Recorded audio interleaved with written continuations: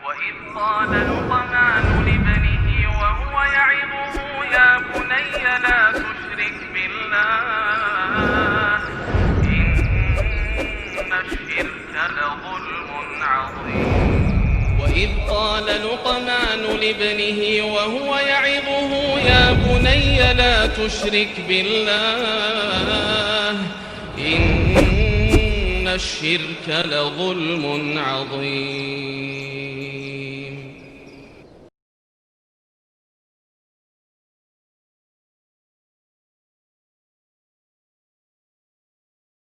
Assalamualaikum warahmatullahi wabarakatuh. Innal hamdalillah nahmaduhu wa nasta'inuhu wa nastaghfiruh wa na'udzu billahi min shururi anfusina wa sayyiati a'malina may yahdihillahu fahuwal muhtadi wa may yudlil falan tajida lahu waliyyan mursyida. Asyhadu an la ilaha illallah wahdahu la syarika lah wa asyhadu anna Muhammadan 'abduhu wa rasuluhu alladzi la nabiyya ba'dah. Wa qala Allah subhanahu wa ta'ala ya ayyuhalladzina amanu taqullaha haqqa tuqatih wa la tamutunna illa wa antum muslimun. Ya ayyuhalladzina amanu taqullaha wa qulu qawlan sadida yuslih lakum a'malakum wa yaghfir lakum dhunubakum wa man yuti'illaha wa rasulahu faqad faza fawzan 'azima. Ya ayyuhan nasu taqu rabbakumul ladzi khalaqakum min nafsin wahidah wa khalaqa minha zawjaha wa batha minhuma rijalan katsiran wa nisaa wattaqullaha alladzi tasaaluna bihi wal arham innallaha kana 'alaikum raqiba.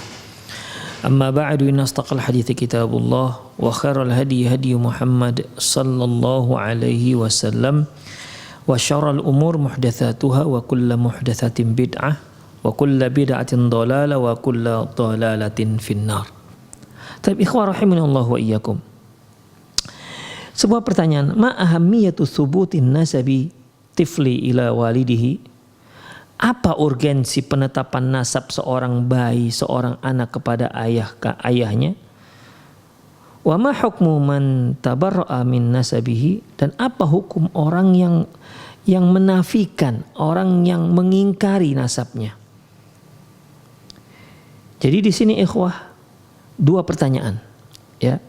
Apa urgensi seorang anak itu harus punya nasab? Dan apa pula hukum seorang yang mengingkari nasab? Seperti begini ikhwah. Sudah jelas ibunya itu adalah yang melahirkan dia, tapi dia mengingkari, enggak, dia bukan ibuku. Misalnya begitu ya, mengingkari nasab. Apa pula hukumnya ini? Baik. Apa urgensi daripada nasab ikhwah? Allah subhanahu wa ta'ala firman dalam surah Al-Ahzab ayat 5. Udu'uhum bi'abaihim huwa aqsatu indallah. Fa illam ta'lamu aba'ahum fa ikhwanukum fid dini wa mawalikum. Panggil mereka di sini yaitu maksudnya anak-anak angkat. Panggil mereka dengan ayah mereka. Udu'uhum bi'abaihim, panggil mereka yaitu anak-anak angkat kalian dengan nama ayahnya.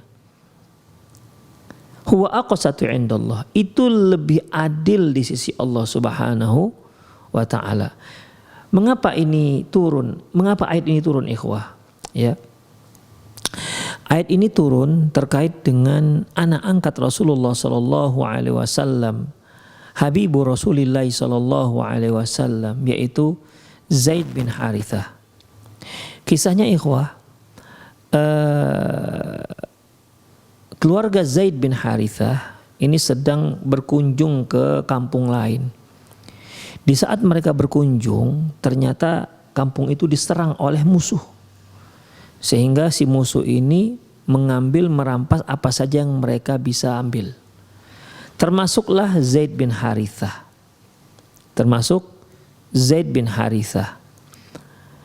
Akhirnya pasukan musuh ini menjual Zaid bin Harithah di pasar Ukaz. Pasar Ukaz itu pasar yang terkenal di Mekah. Disitulah orang-orang pada menjajakan barang dagangannya. Bahkan di situ juga para ahli-ahli syair menunjukkan kebolehannya dan kemampuannya. Baik. Di pasar inilah Zaid bin Harithah dijual oleh gerombolan yang sudah menculiknya. Baik, Zaid bin Harithah dibeli oleh Hakam bin Hizam bin Khuwailid. Hakam bin Hizam bin Khuwailid. Hakam bin Hizam bin Khuwailid ini yaitu keponakan dari Khadijah binti Khuwailid. Hakam bin Hizam bin Khuwailid ini membeli Zaid bin Harithah untuk bibi beliau, ya, untuk bibi beliau Khadijah binti Khuwailid. Kemudian ketika Khadijah binti Khuwailid radhiyallahu anha menikah, beliau menghadiahkan Zaid bin Harithah yang posisinya sebagai hamba sahaya, ya, kepada Rasulullah Sallallahu Alaihi Wasallam. Saat itu bekerjalah Zaid bin Harithah untuk Rasulullah Sallallahu Alaihi Wasallam, ya, sebelum beliau diangkat menjadi Rasul. Waktu itu bekerjalah, dan Rasulullah sangat sayang dengan Zaid bin Harithah ini, ya. Rasulullah Sallallahu Alaihi Wasallam sangat sayang dengan Zaid bin Harithah. Hingga pada suatu hari terdengarlah berita oleh keluarga Zaid bin Harithah di mana anak mereka diculik, ya, ternyata ada di kota Mekah. Maka datanglah ayahnya Zaid bin Harithah, yaitu Harithah, ke kota Mekah untuk meminta kepada Rasulullah Sallallahu Alaihi Wasallam agar Zaid bin Harithah dipulangkan kepada mereka, dipulangkan ke keluarganya, dikembalikan kepada ayah kandungnya. Kemudian Rasulullah Sallallahu Alaihi Wasallam tidak bisa berbuat apa-apa, hanya beliau menyerahkan masalah pilihannya kepada Zaid bin Harithah. Kalau dia mau memilih ayah bundanya, kembali ke ayah bundanya, ya silakan. Tapi kalau dia mau memilih Rasulullah juga tidak apa-apa, Rasulullah masih menerima. Demikian ikhwah. Dan di luar dugaan keluarga Zaid bin Harithah, ya, di luar dugaan dari keluarga Zaid bin Harithah, ternyata Zaid bin Harithah memilih Rasulullah Sallallahu Alaihi Wasallam. Dia sudah sangat nyaman bersama Rasulullah. Ikhwah, siapa yang nggak nyaman bersama Rasulullah, bersama seorang yang akhlaknya luar biasa? Ya. Gak akan ada orang, tidak ada orang yang lebih mulia, lebih agung akhlaknya melebihi Rasulullah Sallallahu Alaihi Wasallam. Makanya Zaid pilih Rasulullah karena dia sudah nyaman, tenang dengan Rasulullah Sallallahu Alaihi Wasallam. Tetapi ikhwah, keluarga Zaid bin Harithah masih mengkhawatirkan tentang Zaid bin Harithah. Oleh karena itu, untuk menenangkan keluarga Zaid bin Harithah, Rasulullah Sallallahu Alaihi Wasallam membawa Zaid bin Harithah ke Ka'bah dan mengumumkan bahwa sejak saat itu Zaid dia angkat menjadi anaknya. Saat itulah Zaid dipanggil dengan Zaid bin Muhammad. Ya, sejak itulah Zaid dipanggil dengan Zaid bin Muhammad. Kemudian ikhwah rahimanallahu wa iyyakum, setelah kejadian itu turun ayat. Ini dia ayat yang kita baca ini. Ud'uuhum bi abaihim huwa aqsatu 'indallah. Panggil mereka dengan nama ayah mereka. Itu lebih adil di sisi Allah Subhanahu wa taala. Fa illam ta'lamu aba'ahum, kalau kalian tidak tahu siapa ayah mereka, fa ikhwanukum fid din, maka mereka adalah teman-teman kalian seagama. Jadi ikhwah, ayat ini mengharamkan seorang itu menisbatkan dirinya kepada yang bukan ayahnya. Ya, mengharamkan. Maka berubahlah ikhwah. Ya. Tadinya Zaid bin Muhammad, tadinya kan awalnya Zaid bin Harithah, karena Harithah adalah ayah kandung Zaid. Kemudian dirubah menjadi Zaid bin Muhammad, ya, karena diangkat oleh Rasulullah sebagai anak angkat. Kemudian turun ayat ini berubah kembali kepada awal, yaitu Zaid bin Harithah radhiyallahu anhu. Demikian ikhwah, ya, berubah. Sejak saat itu tidak boleh ada seorang anak angkat pun menisbatkan dirinya kepada ayah angkatnya. Dan subhanallah ikhwah, kejadian ini banyak terjadi di seantero dunia, termasuk di Indonesia. Berapa banyak ayah-ayah angkat mengangkat anak, mengadopsi seorang anak bayi, kemudian sudah diletakkan, sudah disebutkan saja Fulan bin Fulan. Padahal ini ayah bukan ayah kandung, tapi ayah angkat. Ini diharamkan oleh syariat, tidak dibolehkan. Ya, tidak dibolehkan, haram hukumnya. Demikian ikhwah, ya. Karena ayah angkat ini bukan nasab dia. Yang boleh pakai binnya, bin harus bin ayah kandung. Yang boleh dia katakan ibunya adalah yang melahirkan dia. Ibu angkat itu bukan ibu dia. Demikian, ya. Makanya Allah Subhanahu wa taala menyatakan dengan sangat jelas dalam Al-Qur'an, in ummahatuhum illallai waladnahum. Anak kalian itu tidaklah ibu kalian kecuali yang melahirkan kalian. Jadi kalau ada wanita-wanita sebaik apapun dia, tapi dia bukan melahirkan kalian, dia tidak melahirkan kalian, itu bukan ibu kalian. Demikian ikhwah. Yang ayah bagaimana? Yang ayah adalah, yang dikatakan ayah adalah yaitu seorang laki-laki yang menyebabkan si ibu hamil dan setelah akad pernikahan yang jelas, yang sah. Itu yang dikatakan ayah. Jadi sebenarnya ibu tiri nggak dikatakan ibu, ayah tiri nggak dikatakan ayah. Karena kalau sudah dikatakan ayah dan ibu, dia punya sebuah konsekuensi. Ada hak dan kewajiban, ada hak-hak yang harus ditunaikan. Demikian ikhwah. Makanya kalau ada seorang anak punya ibu tiri, dia juga punya ibu kandung. Mungkin ayahnya menikah dengan dua wanita, yang satu ibu kandungnya, yang satu lagi ibu tirinya, maka kewajiban-kewajiban yang disebutkan dalam Al-Quran, berbakti kepada orang tua dan seterusnya itu kepada ibu kandung, ya, pada ibu kandung, bukan ibu tiri. Kalaupun ibu kandung yang menikah lagi dengan laki-laki lain, yang dia panggillah dengan kalimat ayah, kan di Indonesia tetap dipanggil ayah, ya, tapi ayah dari suami ibunya itu bukan ayah dalam Islam. Jadi kalau si ibu menikah lagi, ya, dengan suami yang baru, meninggal nih suami yang baru, ini anak si ibu, anak kandung si ibu tidak mendapat warisan. Demikian ikhwah, ya. Begitulah ketatnya Islam menjaga yang namanya nasab, karena di situ ada hak dan kewajiban, ya, ada hak dan kewajiban. Uduhum bi abaihim huwa aqsatu indallah. Panggillah mereka dengan nama ayah mereka. Jadi sejak saat itu kembalilah Zaid dipanggil dengan ayahnya, Zaid bin Harithah. Jadi ikhwah kaum muslimin dan kaum muslimat dimanapun Anda berada yang dia memiliki anak adopsi, maka haram hukumnya dia nisbatkan anak tersebut kepada dirinya. Jangan katakan Anda adalah anak dia, Anda adalah ayah yang mengadopsi anak tersebut. Jangan katakan ayah, ya. Tetap dia nisbatkan kepada ayahnya. Satu lagi ikhwah yang sering kita dengar, ada keluarga-keluarga yang mungkin nggak punya anak atau mungkin dikarenakan kasihan dan seterusnya, mereka mengadopsi seorang anak bayi, tapi di situ ada syarat. Syaratnya ayah kandung ataupun ibu kandung tidak boleh lagi sejak saat itu menghubungi si anak. Ikhwah, ini dosa besar. Sama artinya ini memutus tali silaturahmi, nggak dibolehkan.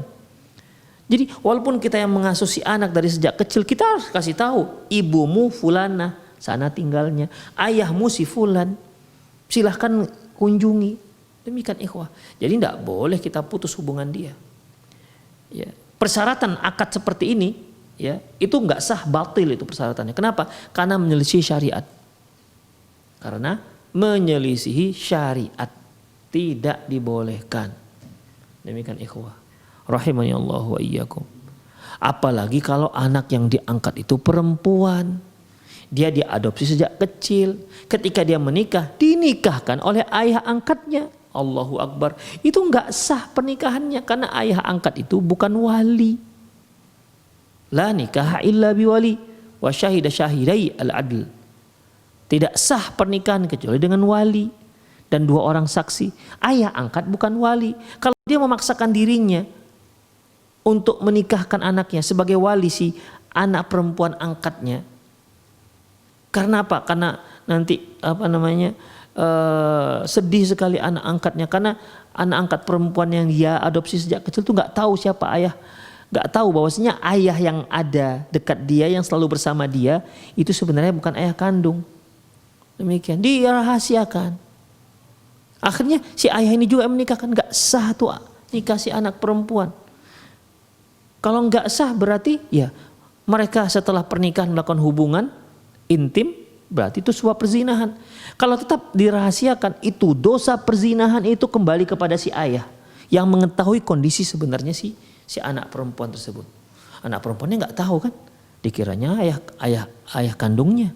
Itu zina mereka setiap hari. Mungkin kalau mereka ke pengantin baru 1 hari karena masih hot ya, mungkin 1 hari bisa sekian kali ya. Itu dosanya ditanggung tuh oleh ayah angkatnya. Kenapa dia rahasiakan? Demikian ikhwah. Jadi berbahaya. Makanya Islam benar-benar meletakkan aturan tentang penetapan nasab. Demikian ikhwah rahimani Allah wa iyyakum.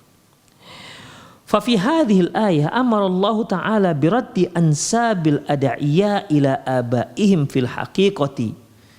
Ayat di atas Allah perintahkan, dari ayat di atas Allah perintahkan agar nasab anak-anak angkat itu dikembalikan kepada ayah kandungnya. Jangan dikembalikan kepada ayah angkat. Ayah yang hakiki, begitu, bukan ayah angkat.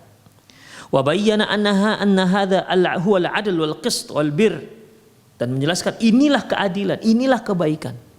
Ya. Wa yadhharu dzalika fi ma yatarattab 'ala thubutin nasabi min huquqin wa wajibatin. Dan dari sana akan muncul yang namanya penetapan nasab, ya, penetapan nasab, kemudian di sana ada hak dan kewajiban. Demikian ikhwah. Fathubutun nasabi at-tifli wa intima'ihi ila abihi yahfazuhu min diya'in wa yahmi min at-tasharrudi wa takallufu wa yukallifu lahu huquqahu ba'da wiladatihi min ar-ridha'i wal hidanati wan nafaqati wal aqiqati wal irth.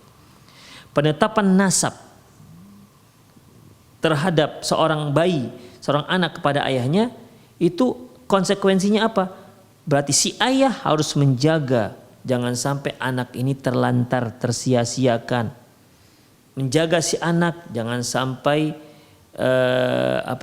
memperhatikan si anak, jangan sampai dia tertimpa suatu malapetaka ataupun kejahatan. Dia yang melindungi si anak. Jadi dia menjaga si anak jangan sampai dia terlantar, dia menjaga si anak jangan sampai dia yang melindungi si anak dari banyak hal-hal yang membahayakan si anak, dan dia dibebani, ya, dia dibebani untuk melaksanakan hak-hak si anak setelah dia lahir, setelah si anak lahir. Apa itu contohnya? Ar-radha'ah, yaitu menyusui, penyusuan, ya. Kemudian apa lagi? Wal hidanah, dan pengasuhan. Ini wajib bagi orang tua, ikhwah. Ya, wajib bagi orang tua. Kemudian wan nafaqah, nafkah, wal aqiqah, dan akikah. Jadi ikhwah, akikah itu syariat itu ditujukan kepada orang tua, bukan kepada si anak. Ya, walaupun Rasulullah SAW pernah mengakikahkan dirinya ketika dia sudah dewasa, itu ya sepertinya artinya ya sudah, kalaupun orang tuanya tidak mengakikahkannya, maka dialah yang mengakikahkan dirinya sendiri. Tapi sebenarnya akikah itu beban syariat itu ditujukan kepada orang tua, bukan untuk si anak. Nantilah kita akan bahas khusus tentang masalah bab akikah untuk si bayi.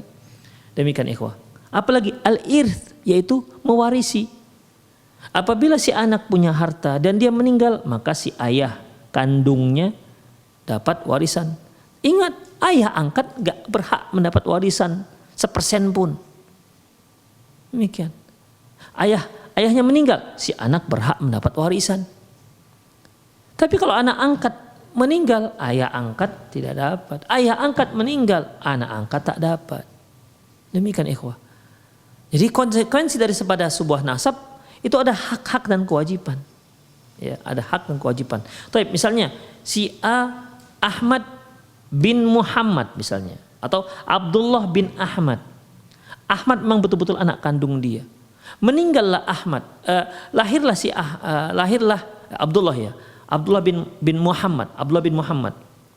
Lahirlah Abdullah, maka Muhammad ini wajib untuk memberinya si Abdullah nafkah, wajib untuk memberinya susu, wajib untuk mengasuhnya, ya. Apalagi wajib untuk mengakikahkannya kalau dia mampu. Dan kemudian apalagi kalau memang si Ahmadnya, si Muhammadnya itu meninggal, si Abdullah tadi, si anak bayi tadi sudah berhak untuk mendapatkan harta warisan. Itulah nasab, ikhwah.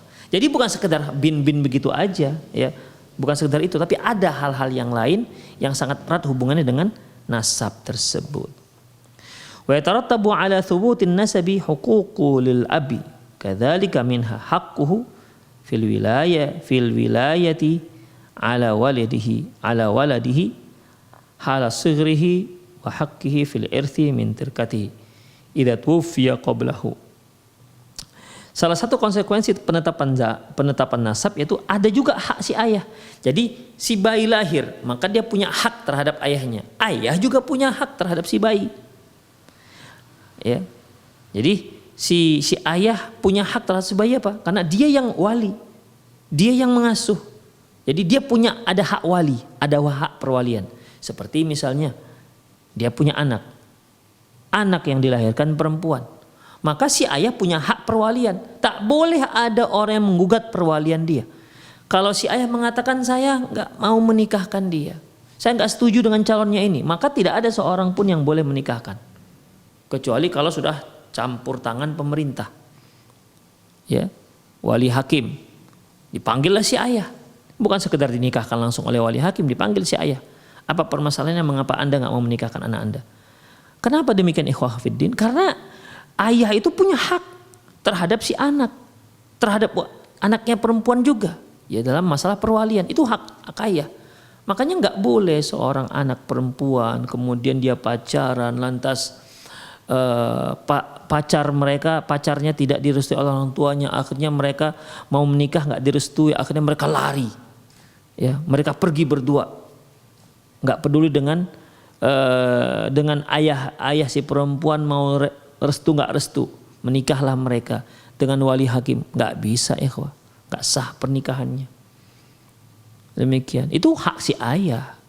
Sebagaimana si perempuan, si anak perempuan, dia punya hak bahwasanya ayahnya, dia punya hak untuk mendapatkan kebutuhan sandang, pangan dan papan dari ayahnya, maka ayahnya punya hak terhadap dia. Ya. Ayahnya punya hak terhadap dia. Apa itu diantaranya? Perwalian. Demikian, ikhwah. Ya. Jadi si ayah punya hak perwalian terhadap anaknya ketika dia kecil, ya. Kemudian hak terhadap anaknya terkait dengan masalah warisan. Ya, kalau si anak misalnya punya harta warisan, ya si ayah punya hak untuk mendapatkan jatah warisannya jika si anak meninggal. Idza tuwfiya qablahu, jika si anak meninggal terlebih dahulu daripada si ayah. Wa haqqu fi infaqi ibnih, dan ayah juga, ya, orang tua juga punya hak terhadap nafkah dari anaknya. Wa haqqu fi infaqi ibnih alaihi idza kana muhtajan. Jadi kalau orang tuanya membutuhkan, maka anaknya punya berkewajiban untuk memberikan nafkahnya kepada si ayah. Ya, misalnya si ayah butuh nih, atau mungkin si ayah sudah nggak kerja, atau dalam keadaan memang udah nggak sehat, nggak bisa bekerja, tidak ada income misalnya, tidak ada uang masuk, sementara si ayah masih tentunya membutuhkan biaya untuk makan, ya, butuh biaya untuk hal-hal yang lain, kebutuhan primer yang lainnya. Maka dalam masalah ini si anak wajib untuk menafkahi si ayah, wajib untuk menafkahi ayah bundanya. Demikian, ikhwah, ya, wajib. Tapi Ustadz, gaji saya sedikit. Ya sedikit itu bagi-bagi. Ya, sedikit bagi-bagi.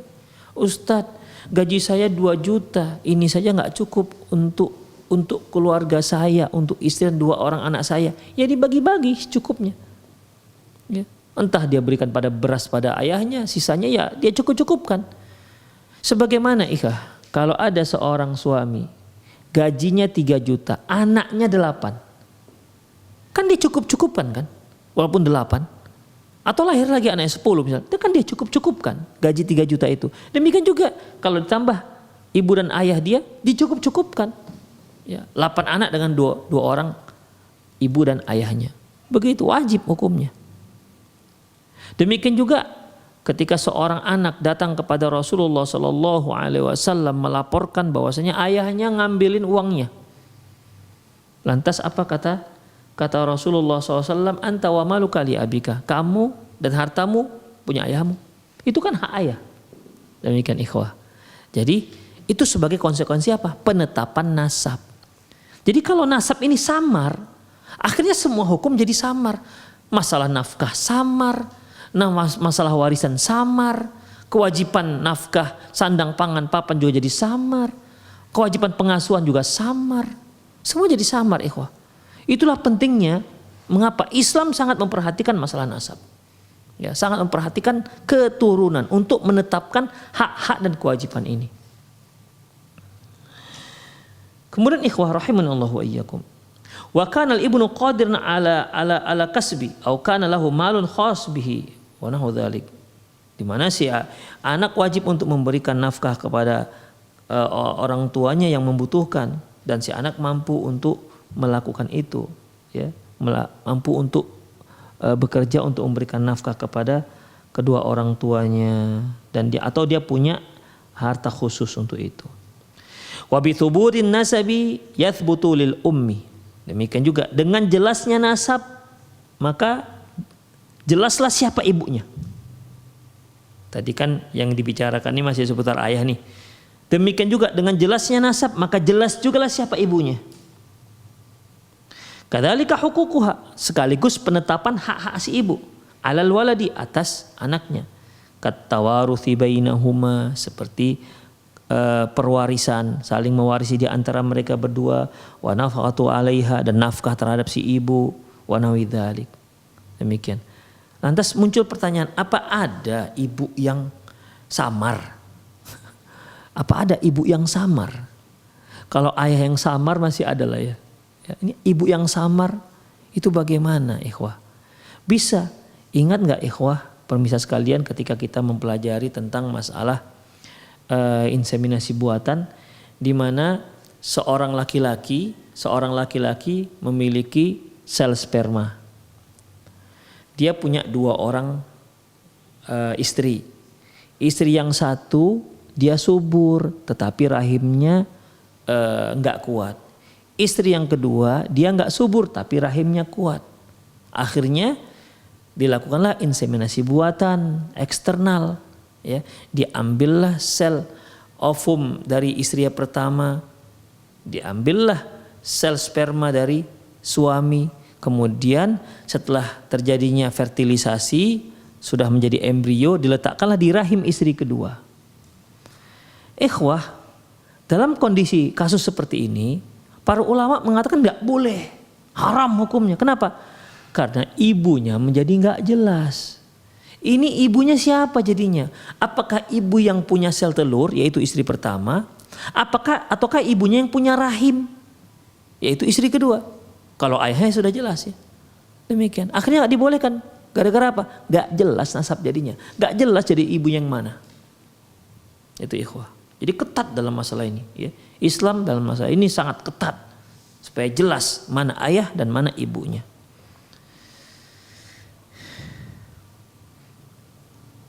Jadi di sini jelaslah konsekuensi daripada penetapan nasab siapa ibunya, jelas hak-haknya seperti warisan, saling mewarisi, nafkah dan lain-lainnya. Walihada syaddada Nabi sallallahu alaihi wasallam fi tabarru'i minan nasab.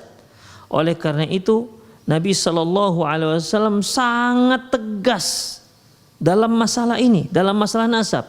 Faqala man idda'a ila ghairi abihi wa huwa ya'lamu annahu ghairu abihi fal jannatu alaihi haram. Kata Rasulullah, barang siapa yang mengatakan, yang mengklaim si fulan adalah ayahnya, sementara dia tahu itu bukan ayahnya, maka dia haram masuk surga. Nggak tanggung ini, ikhwah. Haram masuk surga. Sudah tahu dia itu ayah angkatnya. Kemudian dia katakan, itu ayah kandungmu. Iya, itu ayah kandung saya. Haram dia masuk surga. Allahu Akbar. Kita dibilang nggak masuk surga saja sedihnya minta ampun. Ini haram lagi, ikhwah. Ya, na'udzubillah min dzalik. Nggak dibolehkan. Ya, tidak dibolehkan. Ya. Ada kalimat-kalimat yang lain, ikhwah, dalam masalah ini. Ya. Artinya orang-orang yang menisbatkan dirinya, menyatakan, mengklaim si fulan ayahnya padahal itu bukan ayahnya. Ya. Kita nggak bicara masalah panggilan, ya, panggilan. Panggilan itu beda dengan pengklaiman. Misalnya kita kita di Indonesia kan sering kalau yang namanya orang lebih tua kita panggil bapak, ya, panggil bapak. Demikian. Ketika kita panggil bapak atau bapakku misalnya, ya, itu tidak berarti bahwasanya dia menyatakan orang tersebut ayah dia. Karena di Indonesia biasa panggil itu. Panggil yang lebih tua, yang perempuan lebih tua kita panggil ibu, Masya Allah, ibu, bapak, gitu kan. Sementara dia dengan ibu kandungnya juga panggil ibu. Dengan ayah kandungnya juga dia panggil bapak. Tetangga-tetangga yang sudah tua dipanggil bapak dan ibu juga. Jadi bagaimana? Kalau masalah panggilan itu tidak ada masalah karena itu kebiasaan kita. Tapi mengklaim dia adalah ini ayah kandung, ya. Dia tahu itu bukan ayah kandungnya. Fal jannatu alaihi haram. Maka surga haram bagi dia. Artinya nggak masuk surga. Hadis ini diriwayatkan oleh Imam Bukhari dan Muslim. Dalam lafaz yang lain, ikhwah, Rasulullah SAW mengatakan, sama redaksinya, yaitu manidda'a ila ghairi abih, manidda'a ila ghairi abih wa huwa ya'lamu annahu ghairu abih. Barang siapa mengklaim seorang itu ayahnya padahal dia tahu itu bukan ayahnya, kalau yang kita bacakan tadi kan fal jannatu alaihi haram, maka dia haram masuk surga. Dalam lafaz yang lain yang diriwayatkan oleh Imam Muslim, fa alaihi la'natullah wal malaikah wan nas ajmain. Allahu akbar. Maka orang tersebut dilaknat oleh Allah, dilaknat oleh malaikat dan dilaknat oleh seluruh umat manusia. Na'udzubillah min dzalik. Kalau sudah seperti ini bukan dosa biasa, ikhwah. Ini dosa besar yang terbesar. Sampai Allah melaknat, Rasulullah melaknat, seluruh umat manusia melaknat. Sedangkan kalau satu orang saja sudah melaknat kita sudah merinding, apalagi semuanya nih, Allah melaknat, malaikat melaknat, seluruh umat manusia melaknat. Ya, ini sangat berbahaya dosa seperti ini. Ya. Kemudian ikhwah, a'azani Allah wa iyyakum. Dalam hadis yang diriwayatkan oleh Imam Muslim ada lafaz yang lain. Ya, ini tegas, juga tegas. Jadi nggak ada yang samar ini hukumnya, tegas-tegas. Di mana Rasulullah sallallahu alaihi wasallam, "Ma min rajulin idda'a li ghairi abih." Tidaklah seorang mengklaim dia adalah ayah yang bukan ayahnya. Ya, dia mengklaim seorang itu ayahnya padahal itu bukan ayahnya, maka wa huwa ya'lam, sementara dia tahu itu bukan ayahnya. Jadi di sini harus ada ketahuan, ikhwah, ya.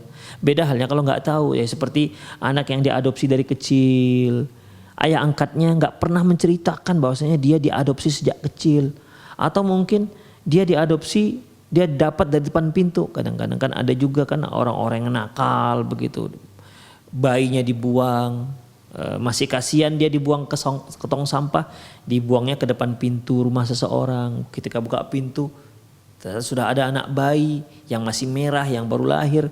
Kadang-kadang tali pusatnya juga belum, tali plasentanya juga belum lepas dari pusatnya. Demikian, maka diambillah jadi anak, sangat disayang. Apalagi kebetulan rumah tangga itu belum punya anak. Jadilah dia bagikan anak kandung, padahal bukan anak kandung. Dan ayahnya ini serta ibunya tak menceritakan tentang dia. Dirahasiakan sampai dia dewasa. Kemudian dia katakan itu ayah kandung saya.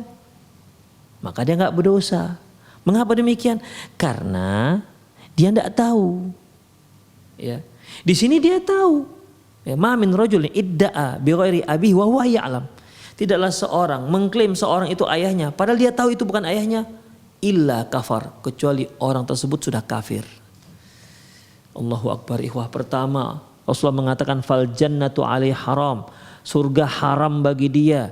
Yang kedua, fa alaihi la'natullah wal malaikah wan nasi ajma'in, maka dia dilaknat oleh Allah, para malaikat dan seluruh umat manusia. Yang ketiga ini mengatakan dia kafir. Ini satu hal yang sangat besar dosanya, ikhwah. Makanya nggak dibolehkan ya dalam Islam. Itu menunjukkan bahwasanya kita sebagai seorang muslim harus benar-benar memahami tentang masalah nasab. Ya. Harus tahu siapa nasab kita. Memang kita di Indonesia sangat disayangkan. Kita paling seringnya itu kita taunya sampai kakek sebenarnya. Ya, kakek. Kalau sudah ayahnya kakek, kita sudah nggak tahu siapa ayahnya kakek. Apalagi kakeknya kakek. Apalagi kakeknya ayah kakek. Begitu. Ya. Ya, sebaiknya kita tahu. Tapi yang penting ikhwah, ayah. Karena kalau sudah kakek itu kan biasanya agak sedikit jauh. Tapi ayah ini harus jelas, memang betul-betul ayah kita. Demikian. Kemudian bagi yang mengadopsi anak, jangan rahasiakan bahwasanya Anda adalah ayah angkat dia. Tapi kasihan Ustaz, tidak ada kasihan dalam masalah ini. Yang penting kan kita tetap sayang dengan dia. Ya. Satu hal lain ikhwah fiddin. Kalau seandainya dia ayah angkat, dia mengadopsi seorang anak perempuan yang dari kecil, dari bayi, masih merah, sudah. Demikian, dia asuh, dia kasih susu formula. Ingat, ketika dia sudah mulai besar, ingat ayah angkat bukan mahram. Tuh. Ya, jadi banyak konsekuensinya nasab ini. Ya, kebanyakannya kita kan ikhwah, kalau di Indonesia dia mengangkat anak sejak kecil. Ya, perasaan kita kan seperti anak kita. Namanya juga kita dari kecil kita. Dari kecil kita asuh. Perasaan kita dengan dia juga sebagai anak dan ayah. Tapi hukum tidak bisa berubah. Tetap dia tidak mahram. Kecuali kalau disusui oleh sang istri. Kita jadi ayah susuan, istri kita menjadi ibu susuan. Nanti akan kita bahas masalah susuan. Ya. Jadi dalam masalah ini ingat, ayah angkat enggak mahram. Ayah angkat enggak mahram. Jadi kalau dia salaman dengan anaknya berdosa. Dia ciumnya anaknya dia berdosa. Ustaz, tapi kan perasaan saya enggak ada apa-apa. Walaupun enggak ada apa-apa, hukum tetap hukum. Ya. Hukum tetap hukum. Bukan berarti haram itu kalau ada perasaan apa-apa. Itu orang-orang kafir barat sana ketika mereka bertemu dengan istri temannya, dipeluk, dicium tuh. Itu enggak ada rasa apa-apa bagi mereka. Sekedar penghormatan. Apakah lantas boleh? Demikian ikhwah. Jadi rasa itu tidak jadi standar. Ya, rasa tidak jadi standar. Kalau enggak ada rasa halal, kalau ada rasa haram begitu. Enggak ada seperti itu. Ya. Seperti bersentuhan, berjabat tangan dengan seorang wanita. Kalau ada rasa haram, maksudnya yang bukan mahram. Kalau ada rasa haram, tapi kalau enggak ada rasa hambar aja. Seperti megang debok pisang aja misalnya, maka halal? Enggak. Ya, enggak seperti itu. Demikian ikhwah rahimanallahu wa iyyakum.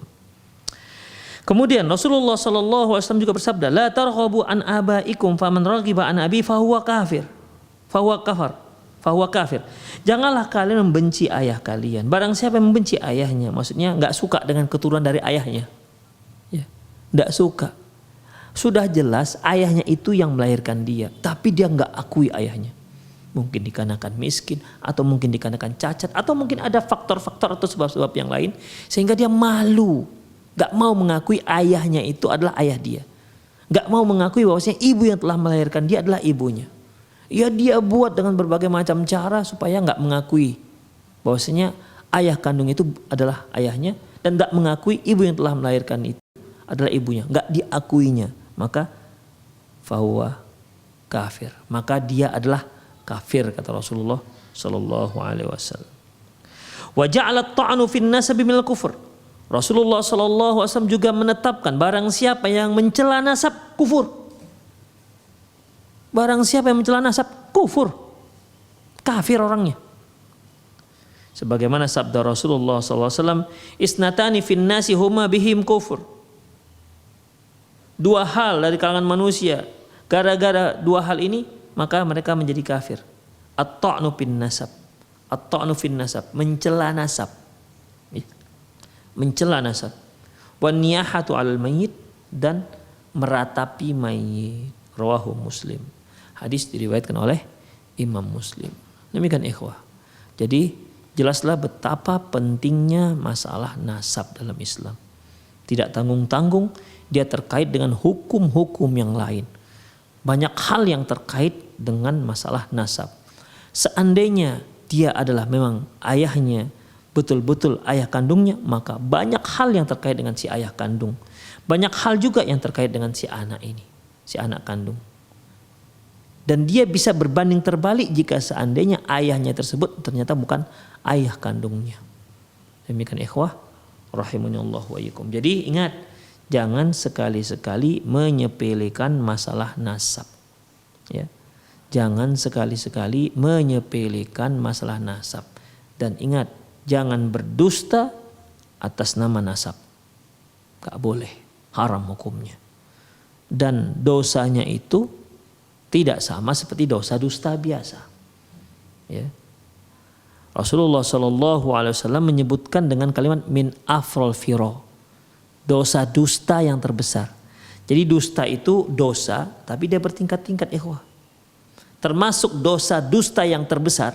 Jadi ada dusta itu dosa, tapi ada di antara dusta itu besar dosanya, lebih besar dibandingkan dusta biasa. Seperti dusta atas nama Rasulullah SAW, termasuk dusta atas nama nasab. Jadi tidak dibolehkan, haram hukumnya. Min afrol firo, termasuk dosa dusta yang terbesar. Ikhwah demikian ya, jadi sudah sangat jelas apa urgensi daripada nasab. Islam sangat memperhatikan, sangat menjaga yang namanya nasab. Islam menutup semua pintu yang bisa mengotori nasab, yang bisa membuat nasab itu menjadi sama.